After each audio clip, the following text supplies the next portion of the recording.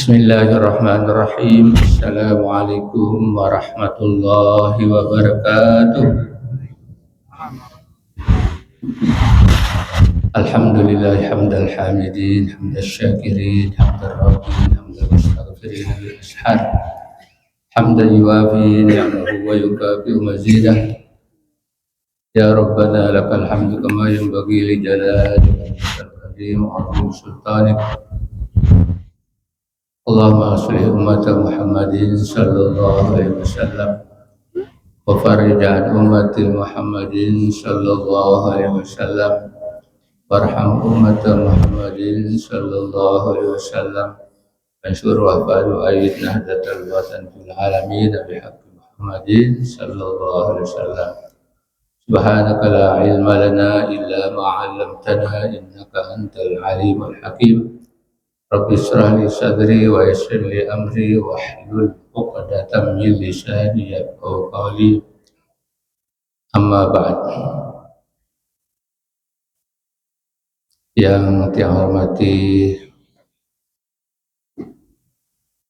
para alim ulama, para tokoh agama, tokoh masyarakat, para asatiz, para ustazat, singkatnya hadirin hadirat jamaah Masjid Agung At-Taqwa, Masjid Agung Al-Mujahidin yang saya cintai. Alhamdulillah, mari kita bersyukur kehadirat Allah Subhanahu wa taala atas segala nikmat karunia yang telah dianugerahkan kepada kita, terutama nikmat iman, nikmat Islam, kesehatan dan kesempatan, sehingga alhamdulillah pada kesempatan ini kita bisa hadir bersama-sama untuk menunaikan kewajiban, tugas dan kewajiban kita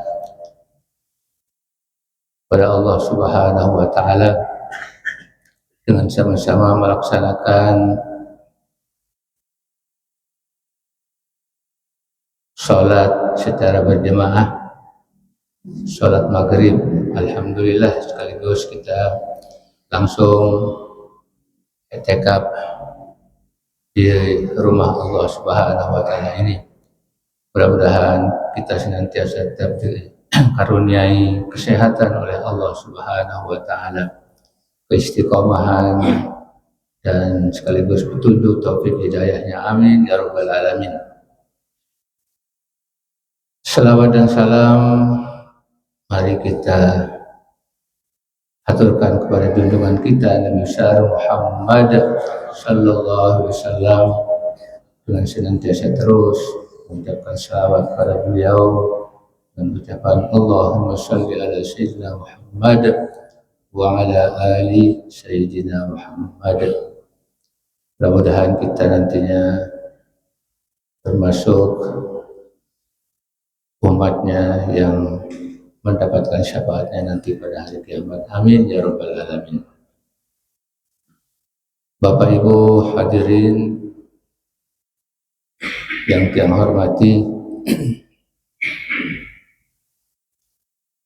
jadi nikmat yang dianugerahkan kita oleh Allah Subhanahu wa taala berupa nikmat iman, ini adalah nikmat yang paling besar yang wajib kita syukuri, dan ini termasuk nikmat batin yang bisa kita, mudah-mudahan bisa kita bawa menghadap kehadirat Allah Subhanahu wa taala.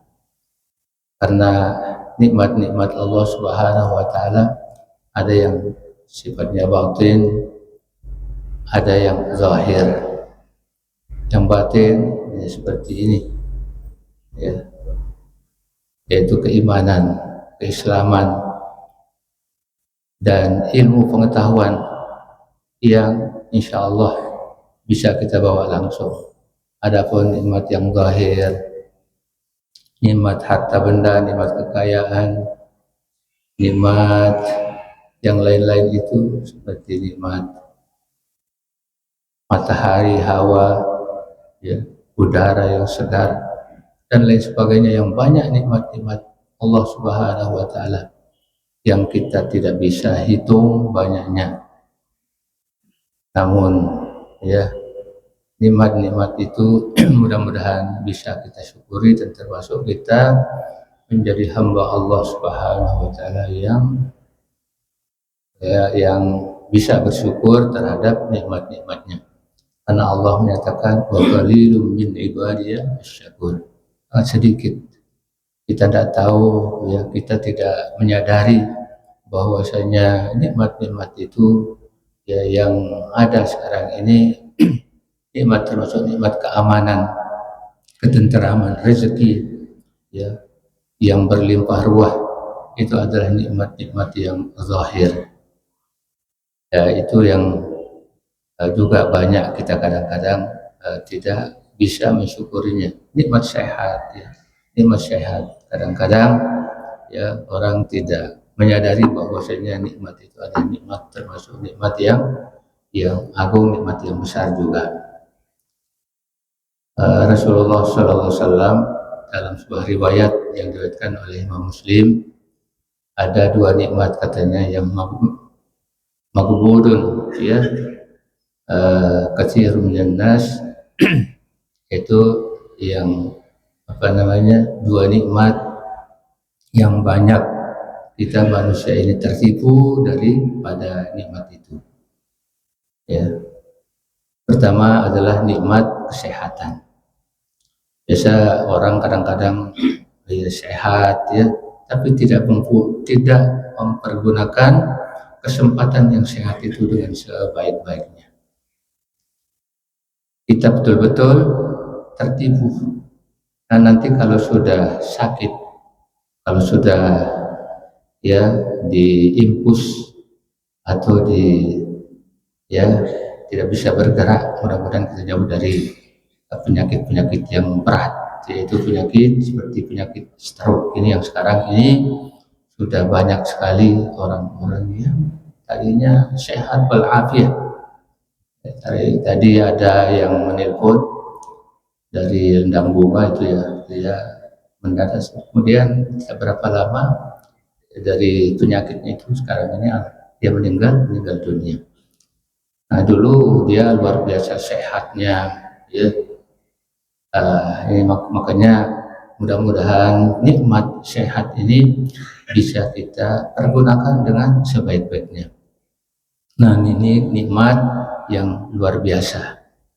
Walaupun banyak uang, banyak rezeki, banyak harta benda, kalau nikmat ini sudah, nikmat sehat itu sudah hilang dari kita, ya tidak ada artinya nikmat yang lain itu.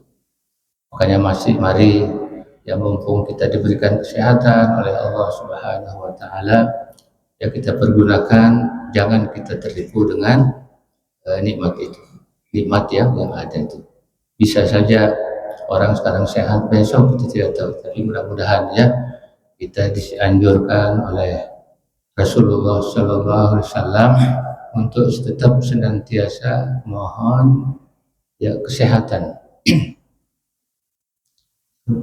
Mohon pada Allah Subhanahu wa taala untuk kita diberikan ya kesehatan dan keafiatan, ya. Jadi Sayyidina Abdullah bin Abbas, Sayyidina Abbas, ya, mohon pada Rasulullah SAW, ya Rasulullah, apa yang harus saya mohon pada Allah Subhanahu wa taala? Jadi kata Rasulullah, ya, mohon pada Allah Subhanahu wa taala al-afiyah di dunia wal akhirah. Al-afiyah ini artinya keselamatan, kesejahteraan, ya. Jadi tidak ada yang paling nikmat yang paling luar biasa, nikmat yang paling baik, ya, selain kita mohon keselamatan, keafiatan dari segala macam bala penyakit. Nah, itu adalah itu yang dianjurkan oleh Rasulullah Sallallahu Alaihi Wasallam, bukan hanya di dunia tetapi juga di akhirat. Afiyah, ya. Nasallallahu lana wa lakumul afiyah, sehingga kita waktu ziarah kubur ya, ziarah kubur kita disunatkan untuk bersalam ya kepada orang-orang yang ada di alam sana, yaitu alam barzah. Siti Aisyah pernah lunasang pada Rasulullah ya, apa yang saya katakan ya Rasulullah kalau saya pergi ke makbarah, ke kuburan ya. Nah, jadi Rasulullah SAW mengajarkan pada Siti Aisyah, sehingga dalil ini artinya orang boleh ziarah kubur ya, boleh menziarahi kubur sambil kita berdoa pada Allah Subhanahu wa taala. Nah, kemudian Rasulullah mengajarkan pada Siti Aisyah mengatakan, "Quli assalamualaikum ya ahlad diyar minal muslimin wa inna insyaallah bikum lahiqun. Nas'alullaha lana wa lakumul afiyah." Ini syahidnya kita juga mohon kepada Allah Subhanahu wa taala ya, dan kita mohonkan kepada orang-orang yang ada di alam sana, itu di alam barzah itu, untuk senantiasa tetap dalam keadaan afiat, selamat dari bala ya, karena di dalam alam barzah itu ada yang disebut dengan azabul qabri, azabul qabri, kemudian fitnatul qabri dan daqtatul qabri. Jadi yang ada dalam alam barzah ini ada salah satu yang harus kita percayai ya, karena banyak hadis-hadis yang menjelaskan tentang adanya azab kubur. Rasulullah sendiri, Rasulullah Sallallahu Alaihi Wasallam berlindung dari azabul qabr ya, azabul qabr. Allahumma inni a'udzu min azabil qabr wa fitnatil qabr ya. Nah, jadi itu yang maksud. Jadi azab itu mudah-mudahan terjauh ya, terjauh daripada kita. Nah, apabila ya di dunia ini kita terus ya banyak amal, banyak ibadah, insya Allah amal yang kita yang kita bawa itu adalah itu menghadap ke hadirat Allah Subhanahu, terhindar dari azabul qabri. Kemudian yang dikatakan dengan fitnatul qabri. Fitnatul qabri yaitu soal nakir dan soal mungkar dan nakir. Nah, itu yang maksud dengan dan fitnatul qabri. Nah, jadi kita bisa bayangkan saja di sini, kalau memang tidak ada amal kita ya, kita tidak bisa, akan takut juga seperti orang yang berkendaraan ya, di jalan kalau ada polisi, ada razia ya, pasti ada kekhawatiran. Ada mesti khawatir, rasa takut, kadang-kadang gugup. Demikian pula orang yang akan ditanya oleh mungkar dan nakir ini, kalau tidak ada amal yang bisa ya menolong kita. Jadi tidak perlu kita hafalkan pertanyaan-pertanyaan seperti di alam barzah itu. Di dalam kita mentalkin atau mengajarkan mayit itu, kita mengatakan marrobuka ya, idza sa'alta ya, katanya di situ disebutkan itu ada 6 pertanyaan yang akan ditanyakan oleh mungkar dan nakir itu. Kalau tidak amal tidak bisa kita berjawab, tidak bisa kita menjawab. Tapi kalau ada amal, insya Allah semuanya itu akan mudah dan gampang. Nah, ini jadi itu yang disebut dengan fitnatul qabri. Kemudian ada yang disebut dengan daqtatul qabri. Daqtatul qabri itu hempitan katanya ya. Nah, jadi kita setiap baru masuk dalam kubur itu ya, tanah itu menghempit ya, menghempit. Ini sudah ada hadisnya yang disebut dengan daqtatul qabri itu. Nah, jadi daqtatul qabri itu adalah hempitan. Seorang tidak ada yang selamat, tidak ada yang bisa menghindar dari hempitan itu. Cuma saja seperti yang tadi itu, dengan amal insya Allah kita tidak akan bisa, walaupun dihempit, walaupun dia itu seperti yang sekarang ini yang di dunia saja bisa mendekatkan pada itu. Artinya ya rasio kita bisa mendekatkan dengan itu. Sekarang orang di operasi, orang dilukai dengan pisau yang tajam, itu tidak sakit apabila dia dibius, ya. Ini jadi itu di dunia, apalagi nanti di akhirat. Insyaallah kita akan selamat, walaupun ada daktatul qabri, itu tidak akan bisa melukai, tidak bisa akan menyakitkan apabila amal yang kita bawa itu amal yang banyak dari dunia ini, sehingga kita disuruh terus, alhamdulillah. Yang mudah-mudahan kita terhindar dari itu dengan kita banyak mengamal, banyak berbuat, banyak beramal, banyak mensyukuri nikmat-nikmat Allah Subhanahu wa taala. Ini jadi itu adalah nikmat ya yang kita sekarang ini banyak tertipu. Tadi yang sebutkan ada dua nikmat yang kita bisa tertipu dari itu. Ya, itu pertama tadi adalah nikmat sehat. Kemudian yang kedua adalah al-faragh, katanya.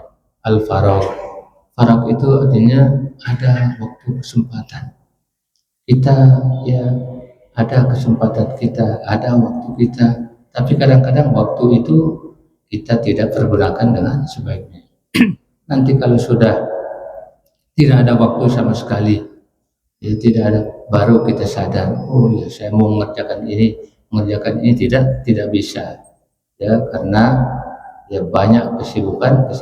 Mumpung ada ada waktu, ada ruang, ya, jadi mari ya kita pergunakan ya kesempatan yang ada ini untuk beribadah pada Allah Subhanahu wa taala. Nah, ini pernah yang sampaikan juga, ya, i'tikaf ya di masjid itu jarang sekali yang bisa lama kita. Jarang yang bisa tahan. Ya lebih baik ngobrol, lebih baik di di taman atau di pinggir jalan. Itu kadang-kadang begitu, tidak aneh. Kalau di masjid, ya, padahal itu disebutkan dalam kitab, kita sebentar duduk saja di masjid Allah Subhanahu wa taala, di rumah Allah Subhanahu wa taala ini, itu seukuran, katanya seukuran di memerah susu kambing atau susu onta, kemudian kita minum. Setelah diperah kita minum, itu ya ukuran itu saja, ya paling 5-10 menit ya, merah susu kemudian kita minum, kemudian ya itu sekedar ukuran itu kita ya akan mendapatkan seperti orang yang memerdekakan seorang budak, seorang hamba. Itu besar pahala. Apalagi ya kita beramal-amalan, berzikir, baca Al-Quran, ya, kemudian ini juga termasuk zikir ya, bukan hanya kita ucapan, ya, zikrul qalbi, zikrul lisan, zikrul qalbi, kemudian zikrul lisan. Nah, jadi ini kalau kita pergunakan dengan sebaik-baiknya, insyaallah ya, insyaallah. Nah, cuma itu di samping kita mohon petunjuk, ya, mohon kepada Allah supaya diberikan kekuatan oleh Allah Subhanahu wa taala, taufik, yang disebut dengan taufik dan hidayah. Karena yang disebut dengan taufik, Allah maksudnya taufik itu adalah qudratut ta'ah ya al-ibad. Kita diberikan kekuatan untuk mengabdi kepada Allah, untuk beribadah kepada Allah. Ini ya karena banyak orang yang fisiknya kuat, fisiknya luar biasa, tapi kalau ibadah itu lemes, ya lemes. Banyak seperti itu ya. Tapi sebaliknya, walaupun dia lemes ya fisiknya, tapi jiwa ya rohnya itu segar, bugar, sehat walafiat, insya Allah. ya, insya Allah. Karena dalam diri kita ini ada dua, ada yang disebut dengan apa namanya al-arwah, roh, ya, roh. Oleh sebab itu ulama mengatakan giza al-arwah al-ilm wal hikmah, ya. Giza al-arwah itu artinya makanan roh. Roh itu adalah al-ilmu wal hikmah, ilmu. Ya, kalau orang ya sudah banyak ilmunya, banyak memahami suatu, ya, insya Allah rohnya itu ya akan hatinya itu akan hidup, bergerak. Hatinya itu akan hidup. Nah, oleh sebab itu kita dituntut untuk senantiasa terus, ya, berzikir, berfikir kepada Allah, ya, beramal, ya. Nah, itu kita disuruh tetap untuk, nah, itu termasuk apa namanya talabul ilmi, menuntut ilmu atau mendengarkan wa'izah, nasihat itu termasuk gizaul arwah, ya, gizaul arwah. Nah, seperti ya gizaul abdan, ya, makanan badan ini itu makan dan minum itu. Kalau 3 hari 4 hari dia tidak makan dan minum, itu kita akan lepas. Bahkan bisa orang mati kalau terus tidak diberikan makanan badannya. Demikian pula ya roh itu katanya, kalau tidak diberikan ilmu, tidak pernah mendengar ilmu, tidak pernah mudzakarah, berfikir, ya, tentang ilmu pengetahuan, ini lama-lama roh itu akan kering dan bisa juga mati, waliyadzubillah. Nah, ini. Nah, jadi ulama mengatakan gizaul arwah, ya, adalah al-ilmu wal hikmah. Jadi itulah, ya, alhamdulillah, ya, sekarang ini, ya, kita sedang memberikan makanan kepada roh kita, yang memberikan dia makanan yang bergizi, sehingga roh kita itu mudah-mudahan menjadi sehat walafiat dan hidup, ya, hidup segar dan dengan bugar. Nah, ini. Nah, jadi ya ini jangan sampai kita tertipu daripada dua nikmat yang diberikan oleh Allah Subhanahu wa taala, yaitu nikmat as-sihhah, dan nikmat as-sihhah dan nikmat al-faragh, kesempatan. Ya. Oleh sebab itu tapi yang ada beberapa nikmat-nikmat yang termasuk ini adalah nikmat yang batin, ya. Nikmat ilmu pengetahuan. Nah, nikmat, kemudian bagaimana kita mensyukuri nikmat-nikmat ini, ya. Jadi hakikat daripada mensyukuri nikmat itu adalah syarful abdi jami'u ma an'amallahu bihi khuliqa li ajli. Jadi segala sesuatu yang diberikan oleh Allah Subhanahu wa taala kita manfaatkan, kita pergunakan sesuai dengan kehendak Allah, sesuai dengan fungsinya, ya. Jadi kita diberikan, alhamdulillah, ini harus kita syukuri, ya, nikmat-nikmat, terutama nikmat iman. Bagaimana kita mensyukurinya? Ya, kita alhamdulillah, sehingga pernah saya sampaikan kalau tidak salah di sini, Imam Ibrahim Al-Adham Imam Ibrahim Al-Adham itu katanya 4 yang harus tetap kita harus syukuri. Pertama adalah nikmat iman. Jadi kita mengatakan alhamdulillahilladzi ja'alana minal mu'minin wal muslimin. Kita tetap mengatakan, ya, bahwasanya Allah Subhanahu wa taala menciptakan kita menjadi orang yang beriman, orang yang Islam, dan orang yang beriman, ya, yang beriman. Nah, jadi ya, bagaimana kita mensyukurinya? Ya, dengan melaksanakan apa ketentuan-ketentuan bagaimana beriman, apa yang harus diimani, itu sudah dijelaskan. Jadi iman itu kan ada 6 rukunnya. Kita beriman kepada Allah Subhanahu wa Ta'ala. Segala tuntutan, segala perintah-perintah kita jaga, kita laksanakan. Ini berarti kita syukur. Kemudian kita mempercayai juga malaikat Allah Subhanahu wa Ta'ala diciptakan oleh Allah Subhanahu wa Ta'ala banyak sekali, ya, dengan tugas-tugasnya. Nah itu kita imani, kita percayai, ya, percayai bahwasanya Allah Subhanahu wa Ta'ala menciptakan malaikat-malaikat yang demikian banyak kali. La ya'suna ma amarallah, ya. Jadi para malaikat itu ya tidak pernah berbuat maksiat kepada Allah Subhanahu wa Ta'ala.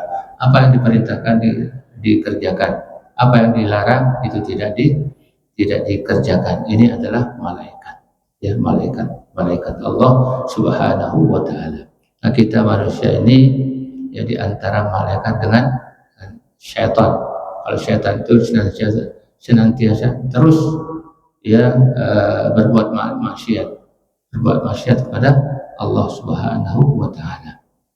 Nah, kalau kita di antara itu sewaktu-waktu, nah, tapi mudah-mudahan yang tadi itu ya doa kita, mudah-mudahan kita tetap senantiasa diberikan petunjuk, taufik dan hidayah oleh Allah Subhanahu wa Ta'ala, sehingga kita diberikan kekuatan oleh Allah untuk bisa melaksanakan segala macam kebaikan-kebaikan dan perintah-perintah yang diperintahkan oleh Allah Subhanahu wa Ta'ala.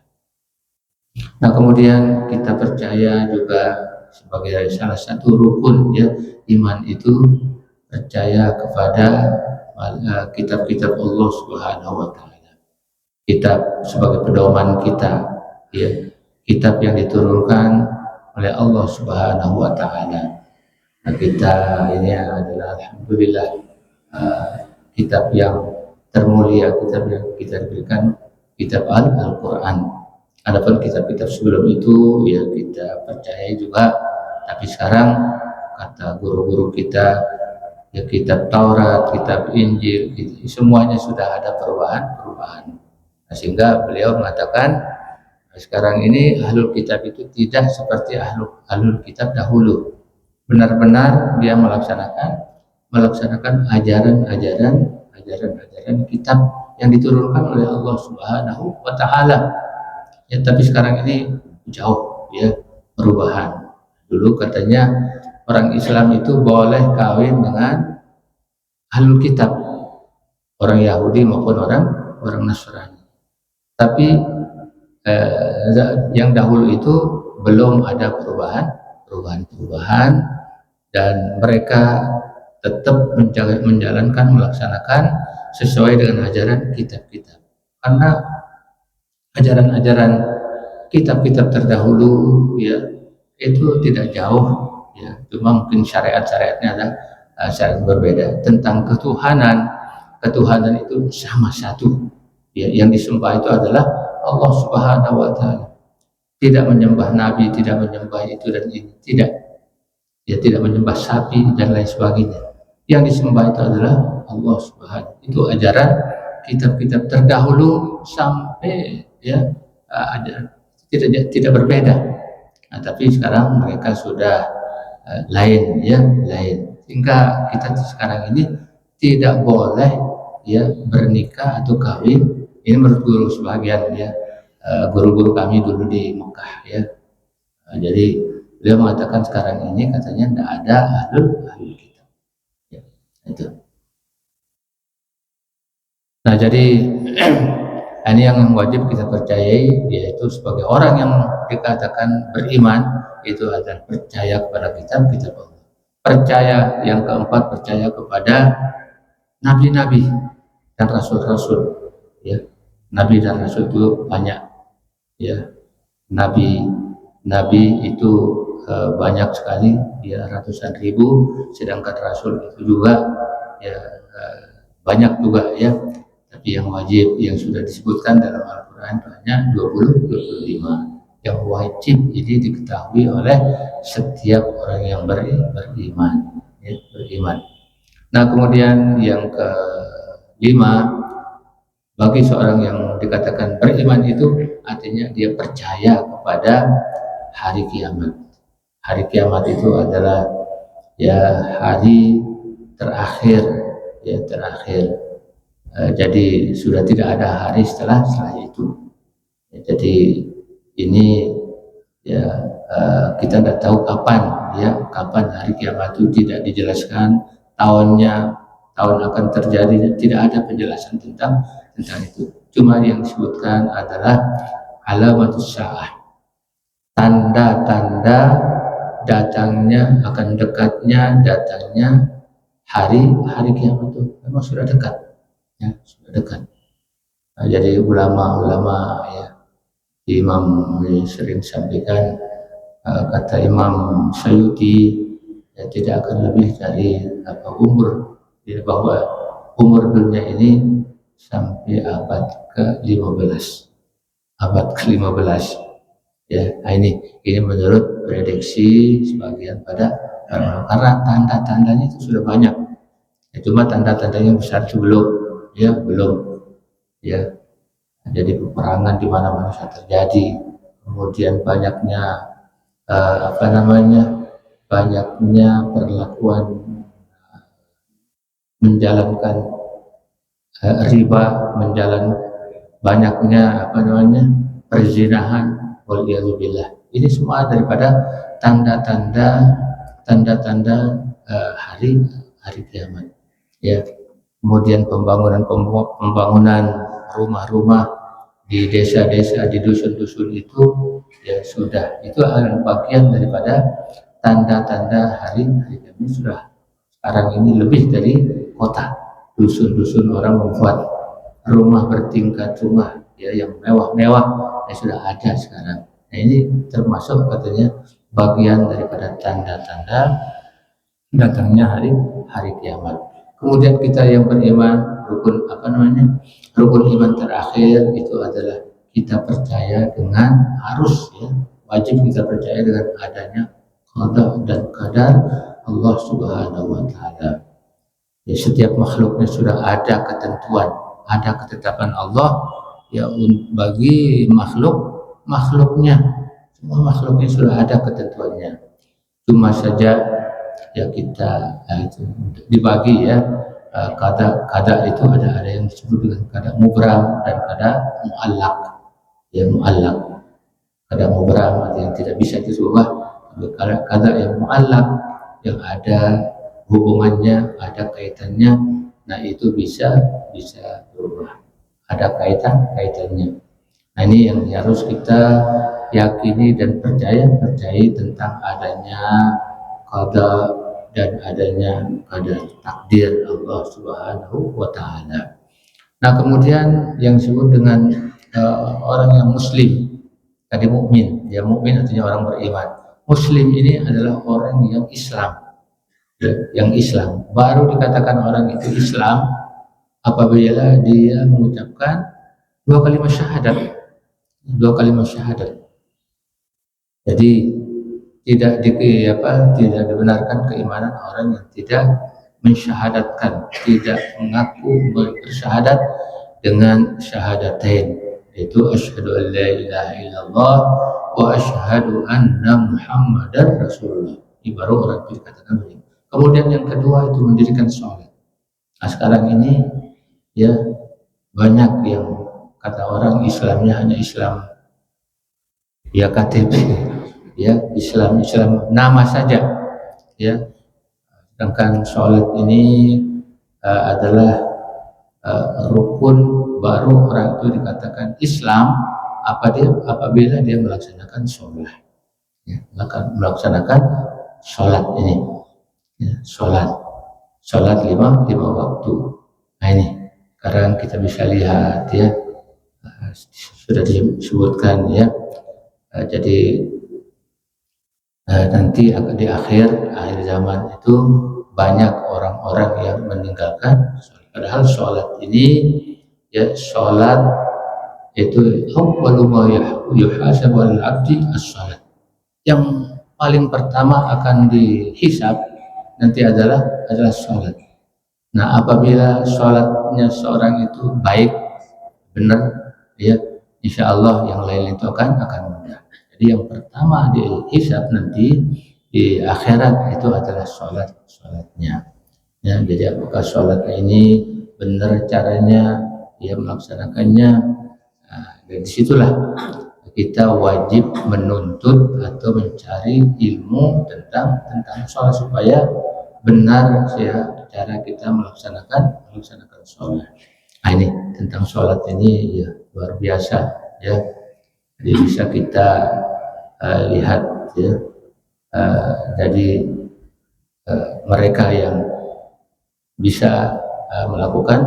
Nah, sekarang ini kita khawatir banyak ya. Ini perlu kita perintahkan anak kita. Bahkan Rasulullah SAW kata muru auladakum ya sholat wa huwa ibnu sab'in. Kita diperintahkan ya sebagai orang tua untuk memerintahkan anak kita sholat yang baru berumur 7 tahun. Sudah mulai ajari dia sholat ini supaya dia biasa. Kemudian wadribuhu ya wabnu asri. Kalau dia katanya kalau sudah berumur 10 tahun itu ya pukul dia ya, dengan pukulan yang ghair mubarrah ya, dengan pukulan ta'dib ya, pukulan supaya dia bisa melakukan bisa dia melakukan dengan terus menerus ya, karena kalau dibiarkan dia nanti lama-lama malas ya. Nah, sebab kalau orang aja mengerjakan dosa itu akan ada nanti semacam bintik-bintik hitam di dalam hatinya. Itu dijelaskan dalam hadis ya. Setiap orang melaksanakan dosa ya itu ada bintik-bintik hitam di dalam hati. Kalau sudah bintik-bintik itu terlalu banyak ya, tidak dihapus. Nah, ini akan menyebabkan hati itu tidak bisa menerima bisa menerima kebenaran. Jadi Rasulullah pernah mengatakan ya al-qulubu tasda'u ya, hati-hati itu berkarat ya. Apa yang menyebabkan berkarat itu adalah dosa ya, dosa waliyadzubillah. Kemudian para sahabat bertanya, kaifa jila wahai Rasulullah, bagaimana cara untuk membersihkan hati itu ya Rasulullah? Nah, jadi Rasulullah itu menjawab mengatakan banyak berzikir kepada Allah Subhanahu wa taala, banyak mengingat Allah, banyak berzikir, banyak membaca Al-Qur'an, banyak ya menerima wa'izah nasihat keagamaan. Itu adalah menjadi pembersih daripada hati yang berkarat. Atau banyak beristighfar kepada Allah Subhanahu. Banyak caranya membersihkan hati itu. Karena setiap dosa itu kalau tidak dibersihkan sedikit-sedikit itu akan kita tidak menyadari sekarang ya. Setiap kita keluar, setiap kita bertindak itu dosa. Ya, dosa berbicara saja ya kita itu banyak ya banyak akan melakukan dosa ya, terutama sekarang ini ya banyak orang tidak mau diam ya, tidak mau itu kadang-kadang memberikan komentar ya tidak yang disebut dengan ghibah kadang-kadang atau namimah ya, waliyadzubillah. Itu yang banyak sekali sehingga itu semuanya akan mendatangkan dosa ya, dosa. Nah, jadi ya, termasuk juga penghapus dosa itu adalah ini. Jadi kita sholat kemudian berzikir kepada Allah Subhanahu wa taala. Setelah kita sholat kita mohon kepada Allah Subhanahu petunjuk, taufik dan hidayah Allah Subhanahu wa taala. Nah, Syekh seorang sahabat yang disebut dengan Muaz bin Jabal. Ya, terkenal hadis ya yang disebut dengan hadis al-muhabbah, ya, hadis al-muhabbah. Jadi Rasulullah mengatakan, ya Muaz, inni uhibbuka, hai Muaz, saya mencintai kamu. Qul fi duburi salatika Allahumma inni ala zikrika wa syukrika wa husni ibadatik. Disuruh ya sahabat, seorang sahabatnya, termasuk kita ini juga. Jadi kita ya assalamualaikum mohon kepada Allah Subhanahu wa taala, mohon ya supaya ya apa namanya, supaya kita bersih ya. Allahumma inni, ya Allah tolonglah kami, tolonglah saya, ala zikrika, untuk senantiasa terus ya berzikir kepada mengingat Engkau ya Allah. Allahumma inni ala zikrika wa syukrika. Nah, ini juga untuk bisa bersyukur terhadap nikmat-nikmatmu. Ini penting ini ya, doa ini ya. Sehingga Sayyidina Muaz itu dia langsung setiap apa namanya. Makanya alhamdulillah setelah kita selesai assalamualaikum ya Allahumma antas salam minkas salam alayka ya Allah. Kemudian kita lanjutkan dengan membaca doa yang tadi itu yang dipesankan ya oleh Rasulullah sallallahu alaihi wasallam pada seorang sahabat, yaitu Muaz bin Jabal. Qul dubura kulli salatika Allahumma a'inni ala zikrika wa syukrika wa husni ibadatik. Dan ibadah yang baik, dengan melakukan ibadah supaya ibadah kita itu dengan betul-betul ibadah yang baik. Okay. Nah, jadi ini sudah waktu, okay. Nah, sudah waktunya insyaallah nanti kita akan bahas ini. Sebenarnya saya bawa karena kitab yang dulu itu Al-Hisal Mukaffiratul Junub, tapi tidak sempat kita baca. Demikian, wallahu muwaffiq wal hadi ila sabilir rasyad. Assalamualaikum warahmatullahi wabarakatuh.